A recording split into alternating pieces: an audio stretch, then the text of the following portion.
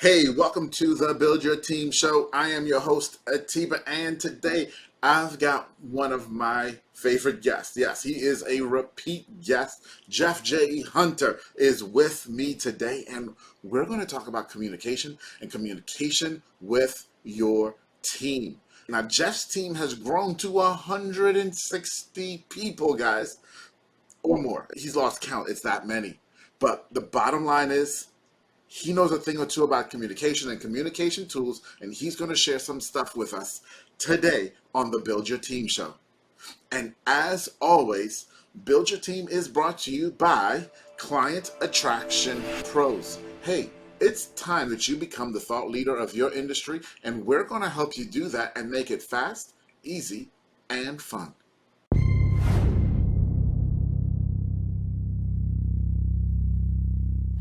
Hey, everybody. Welcome to another episode of Build Your Team. Once again, I've got my friend, my buddy, my hat brother, and yes, I am wearing one of his shirts today, the savage marketer from VA Staffer, none other than Jeff J. Hunter. Jeff, welcome back.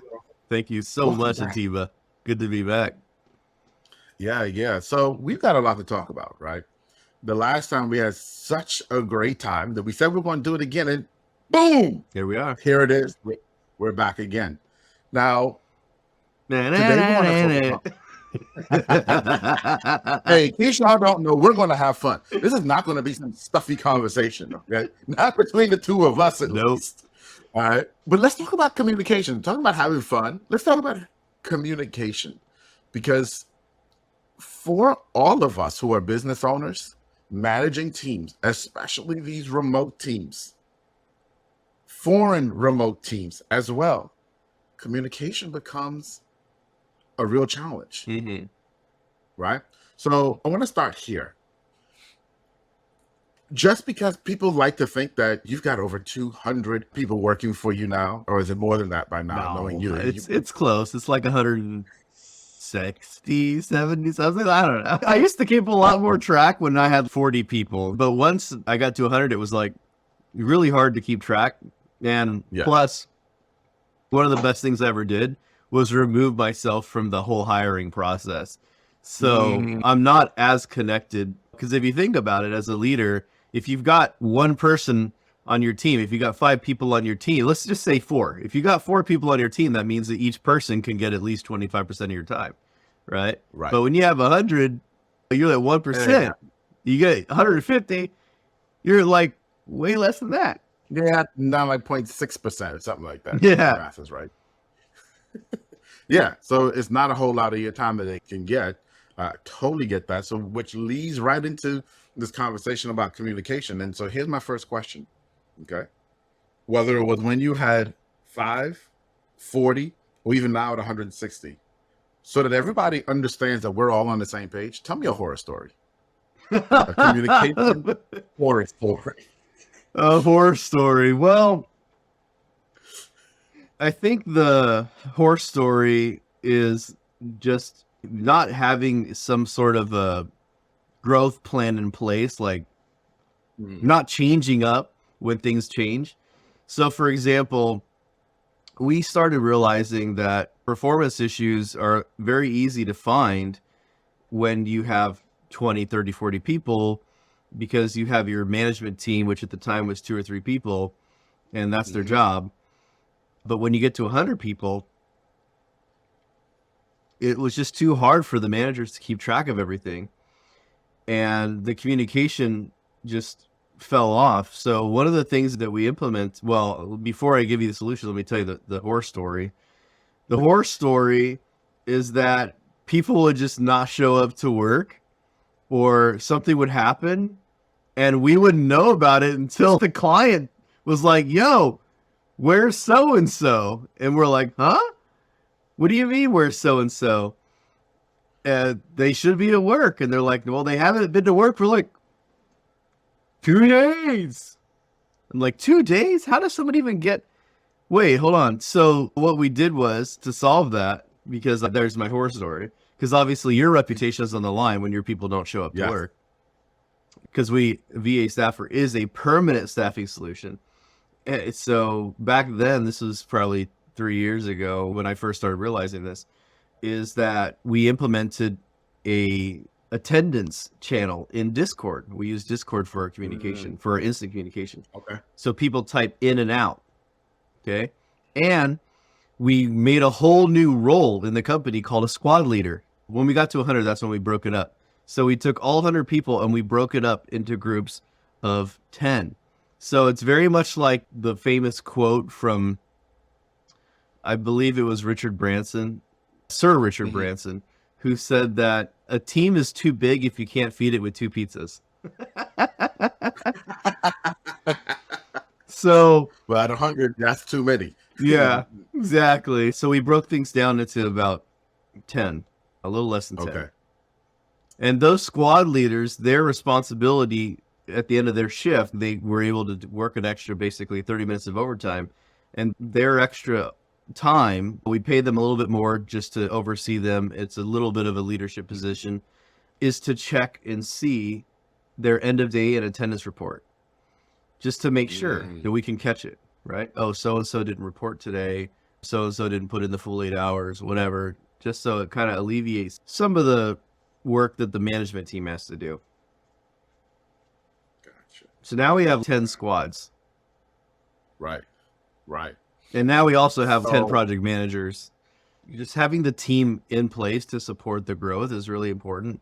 And sadly, I didn't build the team until it started breaking, and I had to have the people. Well, and that's part of why we do this conversation, because for those of us who've been through for a long time, there's so many lessons that we learn that people who have 3 people don't even think about just yet. That, hey, now's the time to start thinking about those things before you really start to grow and ramp. So you know, as you grow, how you're going to handle them. So that's a really good one. Now, for all of you listening, guys and gals out there, I want to tell you. So, number one, Jeff and I are going to have a lot of fun, as you can already see. But one of the other reasons that Jeff and I have so much fun, and one of the other reasons why I keep having Jeff back, is because whenever Jeff comes on, I pull up my notebook. Okay?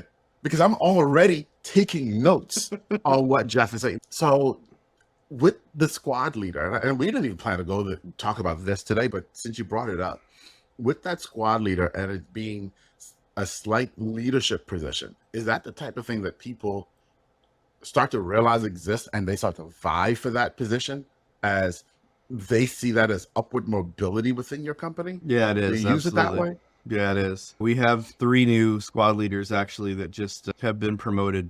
We do a lot of promotion from within. The squad leader position is not something that we hire for. It's something that you earn from within. So obviously you're rewarded by your ethics, by those 3 things we talked about in the last one, which is adaptability, work ethic, and give a damn, right? Those are the 3 things that we look for in every person. So if they are demonstrating that, they're timely on their, how can I have someone who's going to be checking other people's end of day reports and attendance who ain't good at their own attendance and end of day report? So obviously people that demonstrate that they have the capacity and ability to do that are going to be given the opportunity. Yeah, that's awesome.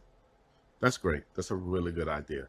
And I'm thinking through my team right now, add some obvious squad leaders that I can use that with. We're right at 15. Oh, wow. That's good. Right. Anything over 10 is like, earlier I was kind of like, it was cool at 40 people. I mean, it was a lot of stress for my team. Like, it was cool for me because I, like my shirt says, whenever life hands me lemons, my virtual assistant deals with that. But in all reality, it's better to start thinking about it right now. Yeah, I'm going to, and I think we'll implement that. Still in communication, we do quarterly meetings. We do a quarterly all hands meeting. Do you guys do anything like that? Like at 160, how do you manage that? Yeah, I do. So I have a leadership call every day, and actually my team's probably going to listen to this, so I'll be careful what I say, but I have been debating on if it's worthwhile to do. I mean, it's only a 15-minute call, but we use the instant communication tools like Discord so much that I don't know if it's a worthwhile 15 minutes of my day. It's everyone just saying, yeah, no report for me. I already discussed it in Discord. Once in a while, we'll have a couple issues, but I would much rather if somebody has an issue to say, hey, let's have a call. We have an issue. The problem is sometimes that culturally, especially if you're dealing in the Philippines, some people don't bring up issues until it's too late. And that was the idea behind the call. So there's still an internal debate on whether it's that valuable, but considering it's only 15 minutes a day for two businesses, so I have VA staffer and I have branded media.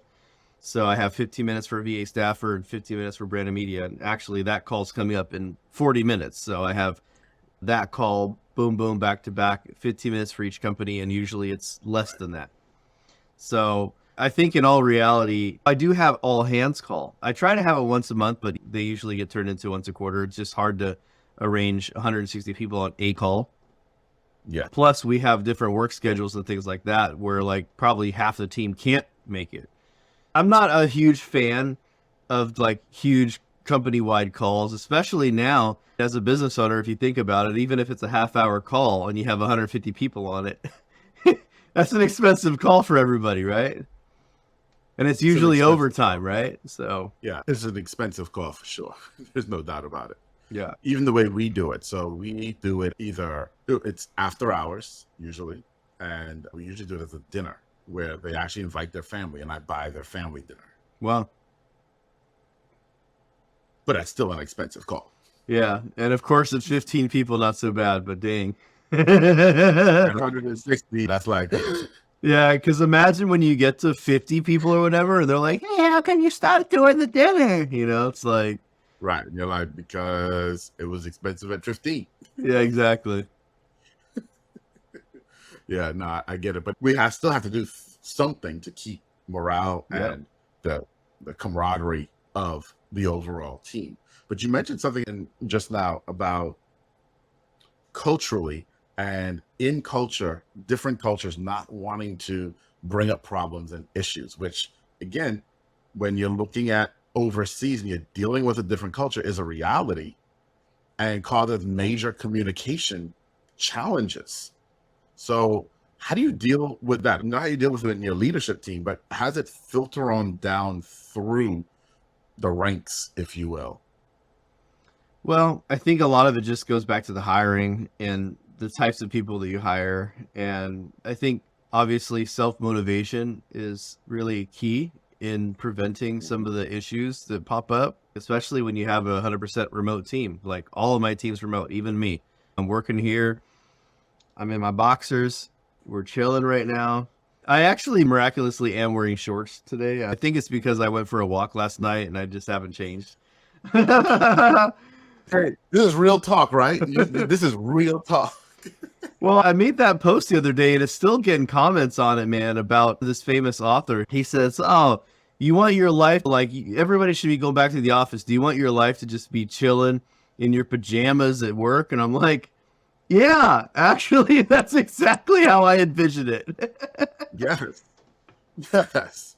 So with that said, though, when you have people at home in pajamas, how do you take them to take your work seriously, right? And a lot of that just comes down to the demeanor. I think that's why one of the things that we do is, and we did briefly talk about this on the last one, is that I have an experiential hiring process. So we're giving people work to do before they even get an interview to join the team. So for example, I'll take a recording like this, a video call like this. Usually I'll take a real staff call or a team call, or maybe even a client call if the client gives permission. And we'll just give them a little empty note. We call a meeting minutes template where it's like attendees, objective, what are the discussion, what are the challenges faced, what are the opportunities, and then boom, what are the action items? And we'll see if they're able to fill in the blank from the call. No, I don't trust the resume. I don't trust the CV. No. And I don't even trust interview. Like they can tell me all sorts of stuff they can do, but I'm done with that. I've hired hundreds and hundreds and hundreds of people to get to the 150 plus that we have now. Sadly, because I hired a lot of people that looked cool and they said cool things, but they just couldn't do the work. Right. Yeah. We've been there. We understand that. And that's the reality. And I love the experiential piece of it. And I think it's so important. Show me that you actually can do this work. I had Dennis Yu on a couple of weeks ago, good friend of both of ours. Yep. By the way, he said to tell you hello when he Yeah. spoke. And Dennis put it probably the best that I've ever heard anybody say it. He said, the reality of the virtual assistant, international worker, whatever you want to call it, market is you get the opportunity to hire within the best 2% of the world. It's not that you can hire from the entire world, it's that you can hire in the best 2% of the entire world. As you talk about giving them work to do before they're even hired and having them prove that they can, that's what it's about, right? Because like you said, you can't trust the CV. You can't trust even the interview, right? You can't get enamored by those things. That's really great. And people can say whatever they want, right? They sure can. You look Now, at, I'll tell you Right. this. Sorry to interrupt that point, but what I've learned is that C players know how to copy A player resumes. Let's put a pin right here and talk about this for just one moment. Okay. And I want to share, this is real talk, guys. I want to share this with you guys because as you start looking more and more in the virtual market for workers, what Jeff said is so very true. We hire a lot of video editors and graphic designers. And I can't tell you how many times multiple people have sent me the same work and said that they did it. Just let that sink in, right? It's a dramatic pause. Well, they call me the king of the dramatic pause, so there you go. But that's why you've got to test them. Now, speaking on the testing of workers, what we do is we have a set project per role that we're hiring. Even though we don't need the work done, we give everyone the exact same project just so that we have a benchmark to compare everyone. Do you do something similar or do you do it differently? We've had some instances even during the training. You're going to love this. This is perfect. Oh boy. We've had some instances even during training where because we usually do them in blocks of 10, like we'll hire 10 people, say 100 people apply. Getting 10 would be amazing. We never get 10 from 100 people. We probably get 3, 4, 5% of applicants are worth even having interview, letting alone hiring. But we had a situation where we hired this whole batch of people and 2 people turned in the same report with different names on it. And we're like, that's weird. Why would this report look the same? It was word for word type thing. And then we had to determine, okay, which one copied from who, right? We found out that one of the team members basically sent their Google Doc to the manager to review for an assignment that was done. And then someone probably was like, oh, there it is, and clicked on the thing and then copied and pasted it to her own. And it was like, how did she think we weren't going to see that? I think that we give people ample opportunity to prove themselves. And I think that really in life, cheaters really do never prosper. Work ethic is really important. I know it's kind of off the beaten path from your original question, but I think the real important piece is just that you give people the ability to prove themselves, and whatever they do, believe them. It's kind of like you're giving them the opportunity to show themselves, and usually they do pretty well. They present themselves, but they will present the truth usually. Yes. But so again, guys, real talk. So I had an interview this morning because there's somebody that we're hiring for a position. We're actually hiring for 3 different positions. And so much like you in that we hire in batches as well and hire multiple positions at the same time so we can double or triple up on the onboarding and not do it one at a time. But either way, so we're hiring for this position, transcriptionist to be exact.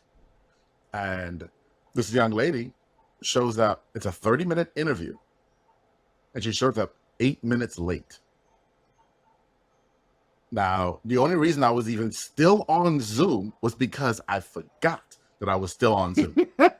Normally, by 5 minutes late, I'm done, I'm gone. But I started working on something else, and Zoom was on the second screen, and I just totally forgot it was up until I see this pop up. So-and-so is waiting in the waiting room. I'm like, oh man, she's here. It's 8 minutes late though. And she comes on, And she doesn't even apologize for being late. Not even a recognition that she was late. She just started the interview like everything was normal, that she was early. Wow. Now, guys, and this is what Jeff was saying earlier, her resume is awesome. Her work history is awesome. Our back and forth conversation that we've had on onlinejobs.ph, I'm saying that we had, it was really with my team, and I'm just reading it before the interview, was great. But now she actually showed up and showed who she is. And this is what Jeff is saying. Believe what they tell you. Believe what they show you. That's right. Not what they tell you. Believe what they show you. Excuse me. Excuse me. Thank you. Yes. Believe what they show you. Yeah. She'll never be earlier than 8 minutes to another meeting. If that's the effort they show you trying to get the job, imagine once they get the job. Yeah. It's whew. Okay.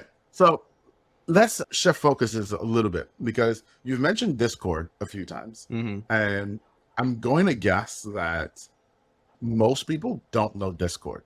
I know Discord honestly because of my kids. Gaming. Not gonna lie to you, it confuses me, but I only know it because my kids use it.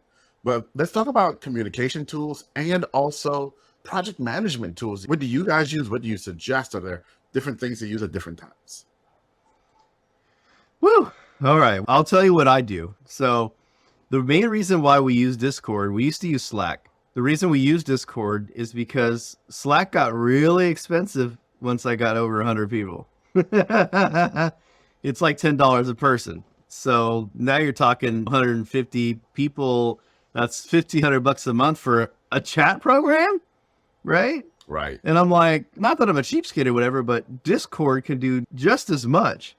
And actually, I think you guys would be kind of mind blown just with everything that Discord can do. It has some really cool bot integrations. And because it's got a bunch of gaming nerds in there, there's a lot of cool, like, downloadable type bots. Well, they're not technically downloadable. They're kind of like Zaps. You can zap to it. Zapier does work with it. So like all of our payment processors, we have a payments channel. So every time a payment comes in, it sends it to the channel and it tags the management team. Every time a payment's failed, same thing, sends it over, payment failed. We also have the attendance channel. So people come in, they hit their attendance. And then we have all the squad channels, squad 1 through 10 or whatever. And then we also have our project management channel. We have each of the teams. We have 4 teams on top of the squads. We have 4 teams. We have a creative team. We have a copywriting team, social media team, web team that are not squads. Those are their own teams. And then if projects are big enough to where they warrant an actual discussion, so like we have a client who's pretty big, we'll throw a channel in there just to talk about that project. So Gotcha. Then there's the project communication plan, which obviously instant communication isn't the best for that, because then it's not really chronological. It's kind of like all over the place. You don't have task management in there. So we use something called Active Collab. The same reason we use Active Collab is the same reason why we use Discord, because Asana and whatever else, they want you to 10, 12, some of them $15 per person to log in there. And that's not including the clients. A lot of them you have to pay for your clients as well. And we have well over 200 clients.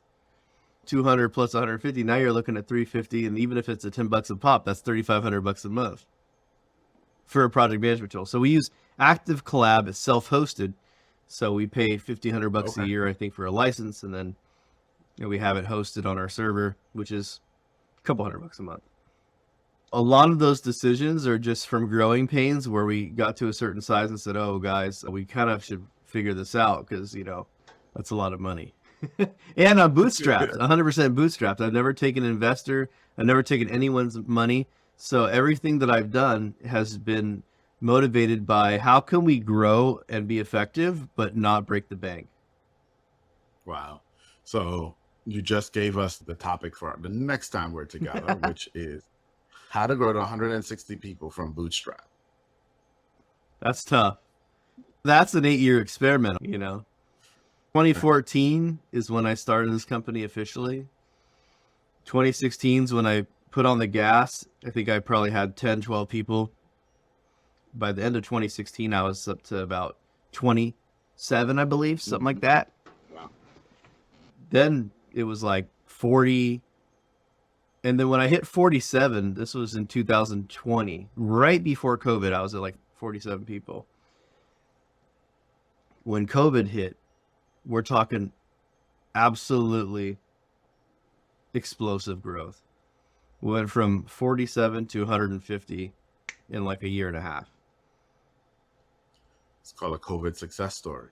Yeah. But it's a COVID success story because he was prepared for it too.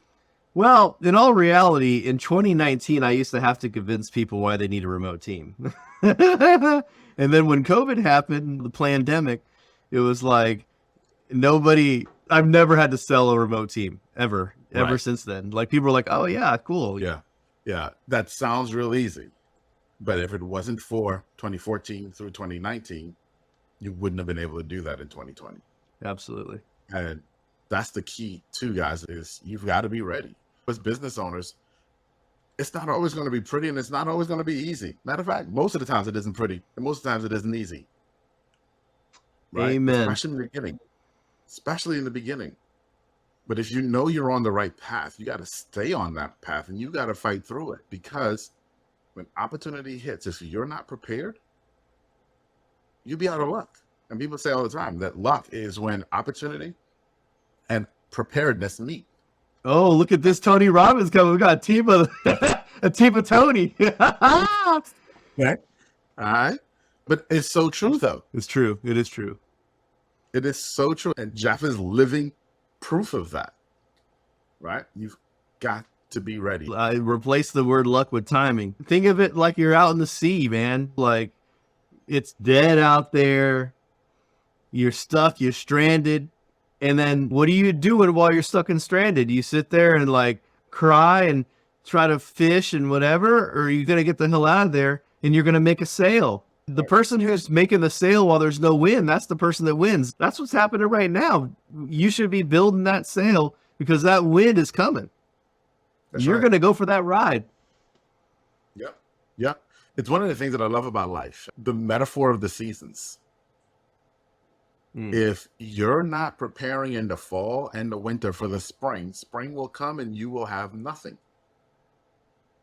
Summer will come and you will be dead. But you've got to mend that sail, to use your analogy there. You've got to be building that sail when there's no wind. So when the wind comes, you can catch it. The analogy for the day. I came up with something good. Yeah, baby. Oh, man. Okay, so that's it. We're going to do that the next time, man. We're going to talk about this bootstrap for 160 people and that journey, that 8-year journey. Let's do it. Okay. Jeff, we've said it a couple times, but I want you to say it officially. How do people find you if they're looking for or to build their remote team? VAstaffer.com is our pre-vetted, trained team. We specialize in executive assistants. So basically someone who, like Jacqueline, who always arranges our call, like the one that we had today, right? Like Jacqueline is my assistant. She arranges my calls. She does my email. She's on all of my calls with me. She probably feels really weird not being on here because she usually is on all my calls taking notes. Sorry, Jacqueline. Yeah, exactly. You know for a fact she's already listening to this on the recording. So we focus on that, VAstaffer.com. I don't want it to turn into a sales pitch or whatever, but would love for you guys to connect with me on LinkedIn, because on LinkedIn, I try to drop a lot of bombs on there. I just dropped a bomb on my Facebook last night, and I haven't even had a chance, because you're the first thing I did when I woke up was come over to my computer, and I'm like, Atiba time, baby. I haven't even checked my phone yet.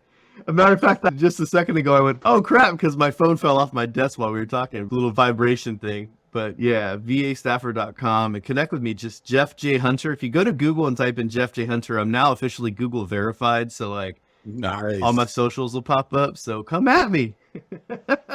No, seriously, get at him, because Jeff does drop some great bombs on social media. And it's not just great bombs, but it's also great conversation.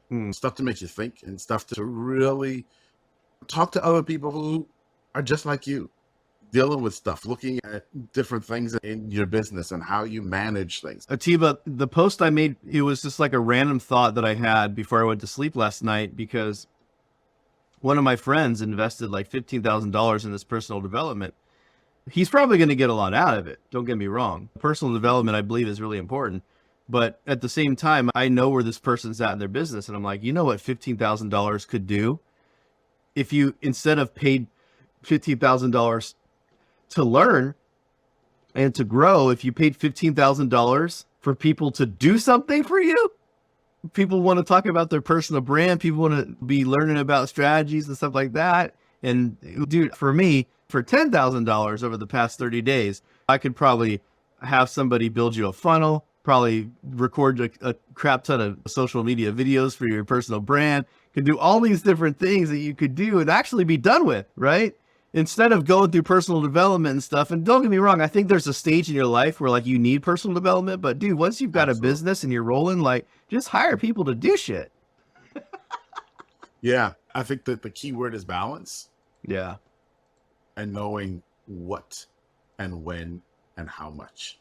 Yeah. And like I said earlier in this call, one of the most important things I ever learned in my life was to get myself out of doing everything. As soon as I was able to remove myself and feel comfortable doing it, because there's a power struggle, like a control struggle, I think, that we all face as entrepreneurs. And it's important to know that, yes, you can do everything, but that doesn't mean you got to do everything yourself. That's right. You know what? That's the next call we're going to do too on that power struggle, because that power struggle is very, very real. And I know for me, it took time. And I'm now in a place where if we think of something new, it's not how am I going to do this thing? It's okay, who's going to do this? Yeah, it's not what, but who. Yeah. It's not how, but who. Right? And how do I structure it well enough that I can just give it to you? You can bring it back to me and we can go through, bring it back to whoever needs to and go through it. Mhm. Because I could do it, but for what? It comes back to that. It comes back to that crazy 3-letter word. Why? So, all right, brother. Thank you so much for your time. I know you've got to run to do your 2 staff meetings. Say hello to the staff for me. I will. All right. Tell Jacqueline she'll get to listen to this real soon. That's it. Hey, we got to take our screenshot, man. You got to take our screenshot. Let's go. Let me take a screenshot. Go.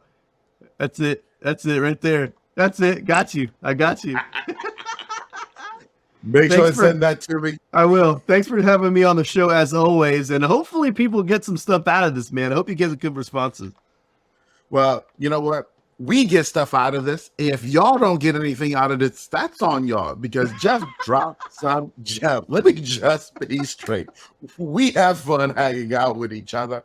No, but seriously, Jeff's right, man. Listen to this and get some good stuff. All right, everybody. We'll see you later.